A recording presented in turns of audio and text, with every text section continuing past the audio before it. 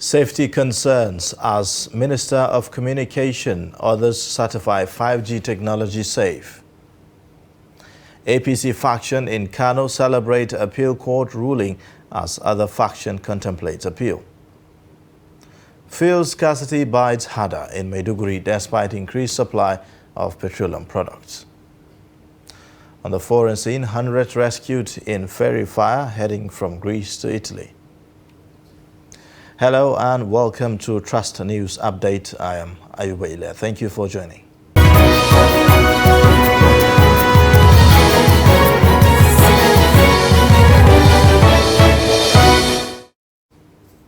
The news in details. Minister of Communication and Digital Economy Isa Pantami and other telecommunication experts allay fears over the use of the 5th generation network, saying that it is more effective and reliable. The certification for 5G use is at the public presentation of National Policy on 5G Network and Spectrum for 5G Deployment in Nigeria in Abuja. Trust TV's Dixon Adama has more. Prior to this time, Nigeria used 3G network but improved to 4G and now moving to 5G. But there has been fears over the safety of 5G network, following the fears in several quarters that it is unhealthy. The Honorable Minister said since the trial commencement of 5G network in Nigeria in 2019, it has gone through various stages and review by stakeholders, which enriched the policy. This 5G we are here for today is part of the 4th industrial revolution, the revolution of the 21st century, focusing more on a virtual world, the technological advancements that brought about a virtual world with 5G, Internet of Things, big data analytics, quantum computing, virtual reality, augmented reality, cloud computing, and many more. They are all part of what is called the 4th industrial revolution, the technological advancement that brought another world. We have our physical world and we have our virtual world. With these assurances on the safety of 5G network and effectiveness by the minister and the various experts, Nigerians and other network users can now put away their fears. 5G is going to provide a high-octane gasoline for our digital economy, because everything to do with digital economy is going to run on the 5G. So with this, I congratulate the Honorable Minister for this unprecedented achievement of presenting this policy to the public and workshopping it with the stakeholders.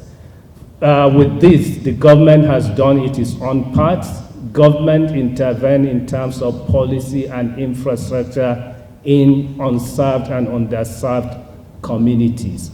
It is only proper for me to congratulate the federal government, particularly the Nigerian Communications Commission and its various experts, on the success of the 3.5 gigahertz spectrum auction, the transparency and professionalism that was displayed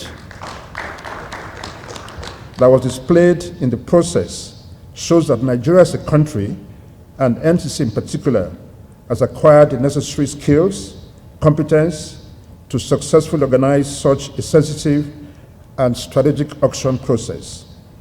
Looking around Africa, we haven't seen a country that has achieved as much as Nigeria has done in the area of spectrum auction. Fuel scarcity is still biting harder in Borno State as Maiduguri residents complain of hike of transportation fares as the scarcity lingers despite assurance of increased supply. Filling stations are chaotic and with motorists struggling to refuel their tanks. The report. It's free flow of traffic during the day in Maiduguri metropolis. Some residents faced difficulty to get a ride to their destination, offices and place of business. The scarcity of petrol experienced in the capital city had some filling stations closed and those dispensing had long queues. When I drove to this place, most of the petrol stations I passed near them had no fuel. So I suppose the problem will intensify. The best thing to do is the government should just quickly do what it wants to do. That is, increase the price and let people have fuel. That will make things easier for them than to just keep quiet and clearly things are not moving on fine. Okay. I've been here since 8 o'clock and now it's almost 3. Since 8 in the morning. Where are you supposed to be? I was not even able to go to office. I was supposed to go to work. I've not been to the office. I was supposed to go and pick my children around 2. Now it's to 3. They're still in school. The official pump price of 165 naira per litre remains unchanged, but some residents complained that transport fares have tripled. Now 15 naira we dey take keke everywhere where we go pay 15 naira. But this time around we don't really know. Our government wants to suffer, so we pay 200 naira one drop, 50 naira, 200 now, 300. Some people are paying 70 naira, and we don't know what to do. We are suffering. Government out. We have only discharged for 5,000 liters. Yesterday we sell 30,000 liters. So the only one that we have 15,000 liters on ground. So we starting selling 15,000 liters since in the morning. By any moment they will finish now. Residents hope that the fuel scarcity does not last long and pray that it does not impact on price of commodities in the country. Over to political matters now. Factions of the All Progressives Congress APC in Kano State have reacted to the ruling of an appeal court on the parallel state party congress in the state. Trustee Shafiu Suleiman reports that the Governor Abdullahi Ganduje-led faction sees the ruling as favorable, but the Ibrahim Shekarau faction says it is not yet Uhuru, as it will appeal the judgment it described as neutral to both sides. Court of Appeal in Abuja had earlier ruled that neither it nor the lower court has the jurisdiction to entertain the matter, considered an internal party affair. But in a swift reaction, organizing secretary of the Ibrahim Shekarau faction of the APC in Kano State, Sharif Nalungu, says they are putting machinery in motion to appeal against the position of the appellate court in respect to jurisdiction. But in our understanding, we know this type of case happens in Zamfara, Rivers, Bauchi, and Bayelsa, and it was entertained up to the Supreme Court. That's why we are appealing against what the judgment of today said. However, a visibly elated Governor Abdullahi Umar Ganduje, in company of his government officials and party supporters at the party's national secretariat, hailed the judgment as a triumph of justice. We have to thank the party, the leadership of the party, for initiating a reconciliation move so that APC in Kano State will be united. The national leadership of the APC, through its reconciliation move, has waded into the disputed Kano and other state congresses that produce parallel executives with minimal success. Shafiu Suleiman, Trust TV News, Abuja. Staying with litigations, Zamfara State High Court has adjourned sitting in a suit filed by Senator Kabiru Marafa against the ruling All Progressives Congress APC to 14th March for mention. Senator Kabiru Marafa is challenging the illegality and exclusion of members of his faction from participating in the state congresses of the APC after they had purchased forms. The report. Justice Bello Kucheri, after listening to both parties, adjourned the case to 14th March for extension of time for the defendants to adopt written addresses and for the plaintiff to present preliminary objections on issues raised.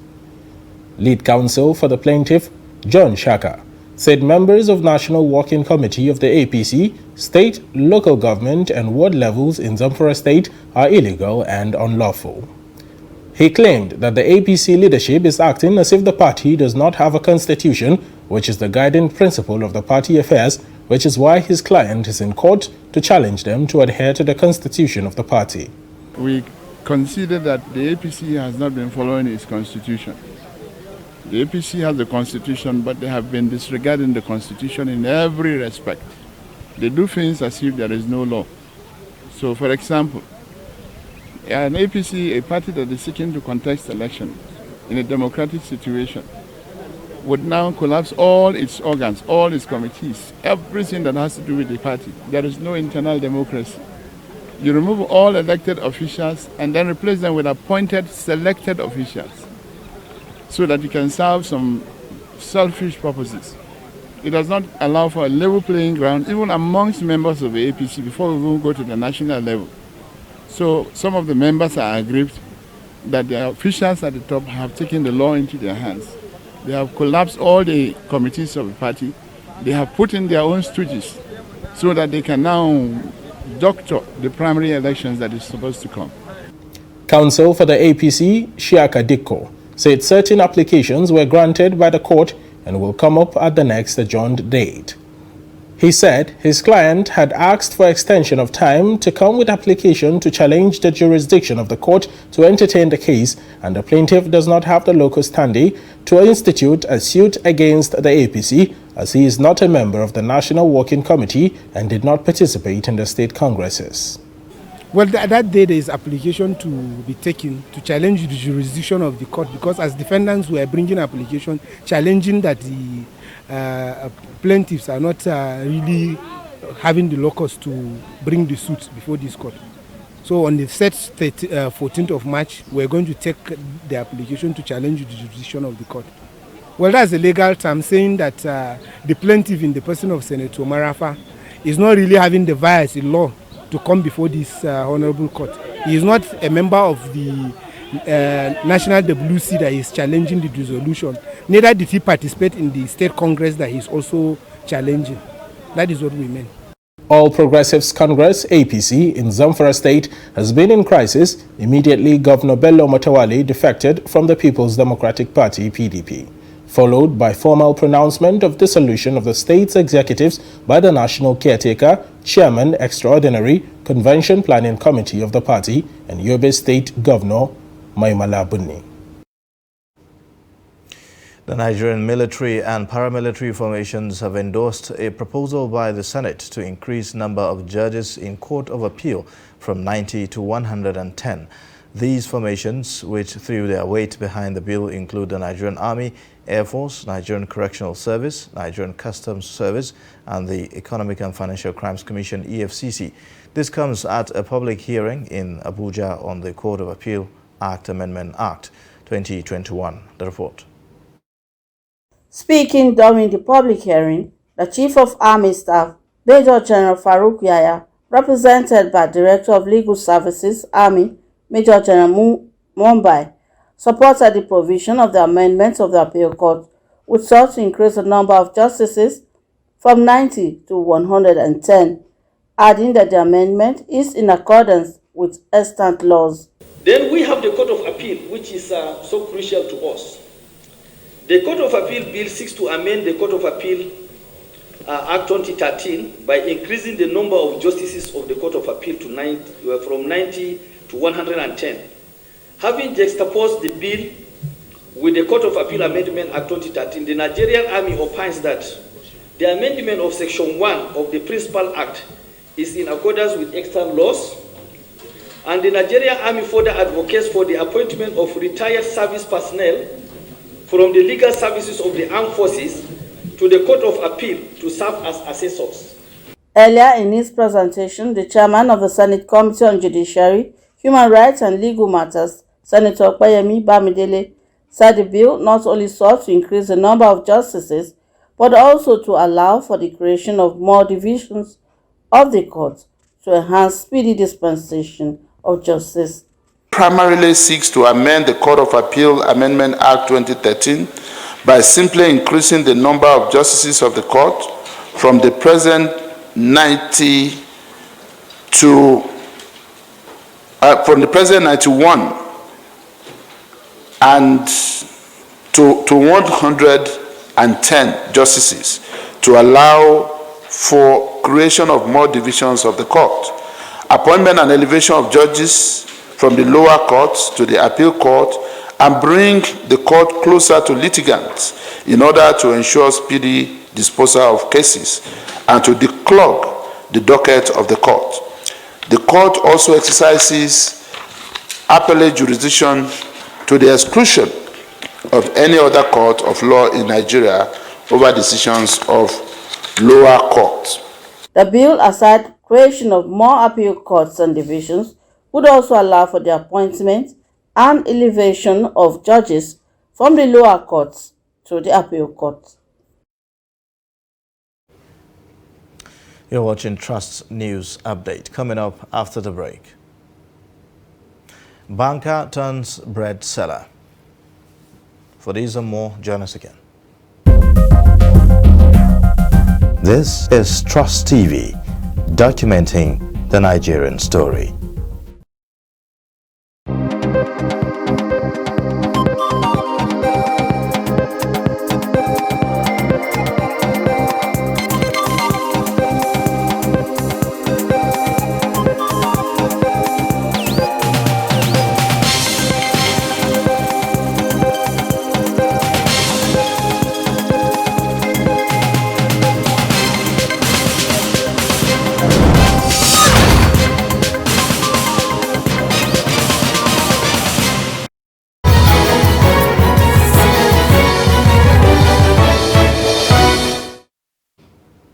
Thanks for staying. Here is another look at some of the top stories again.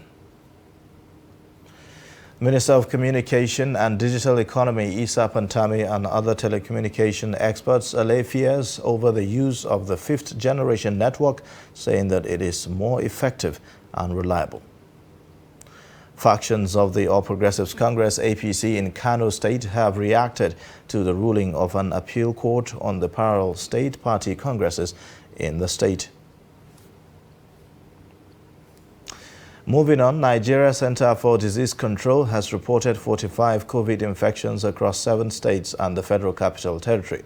The agency, in its update for Thursday, February 17, said 51 persons were discharged after recovering from the infection, with no fatalities recorded, making it the 5th day in a row with no deaths recorded. Nigeria now has a total of 254,182 confirmed cases, 230,530 recoveries, and 3,141 deaths. Aliyu Dahiru is a graduate with a successful banking career, but decided to try his luck in the bakery industry. Dahiru dumps his banking job to hawk bread in Kaduna, and he is proud of his new job. Trust TV's Fatima Ladan meets the banker turned bread hawker. As many graduates across the country prefer white-collar jobs, for Aliyu Dahiru, a HND holder in the field of cooperative studies and business management from Kaduna Polytechnic, the reverse is the case, as he has since found a way out for himself through bread selling after dropping his bank work. According to him, the most exciting feeling is being your own employer and having your own ample time. Aliyu narrates how his interest for the bread business aroused when Trust TV catch up on him during his daily distribution. I work in the bank before, so when I was in the bank, I got close to one of our customers who own a bakery, who usually come to deposit money in our bank. So I asked him about the business and he told me a lot, which I tried during my annual leave. The ban on motorcycle in Kaduna State has rendered many jobless, but for Aliyu, it has become a source of blessing as he upgraded his business from using motorcycle to a minibus. I was using motorcycle to supply bread to my customers, but all of a sudden, there come a ban on the use of motorcycle in Kaduna State, where I had to resort hiring Keke Napep to supply bread to my customers. But Alhamdulillah, thanks to Almighty Allah for making it possible for me to buy my own car within a very short period of time.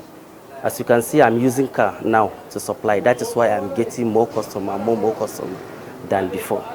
The father of 3 girls says he has found comfort in his new business and prefers to be self-employed for life. I realize that I make more money, freedom, rest of mind than working in the bank.